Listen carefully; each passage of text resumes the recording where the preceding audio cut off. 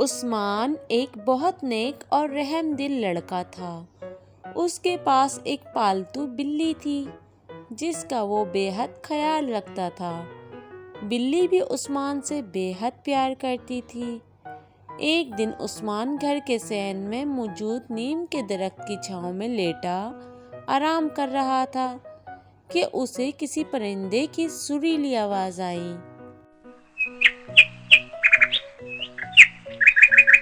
اس آواز میں بہت مٹھاس تھی۔ پرندے کے چپ ہوتے ہی عثمان کی نگاہیں درخت پر بیٹھی نیلی چڑیا پر پڑی جو درخت کی ایک شاخ پر بنے گھونسلے میں رہتی تھی۔ اب روز اس کا معمول بن گیا۔ فرصت ملتے ہی اس کی نگاہیں ننھی چڑیا کو تلاش کرتی۔ اس کی آواز سن کر عثمان کے لبوں پر مسکراہٹ آ جاتی تھی۔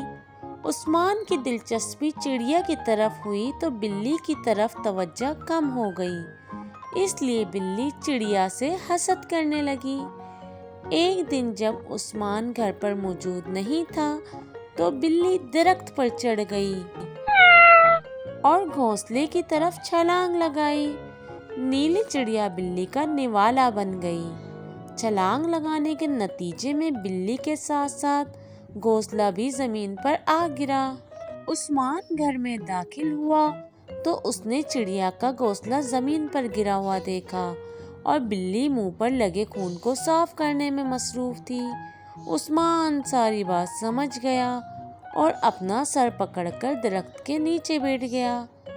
اس کی آنکھوں سے آنسو بہنے لگے۔ روتے ہوئے اس کے منہ سے بس یہی الفاظ نکلے، میری پیاری بلی تم نے ایسا کیوں کیا؟ پیارے بچوں، آج کی اسٹوری اچھی لگی ہے تو چینل کو سبسکرائب کر دیں۔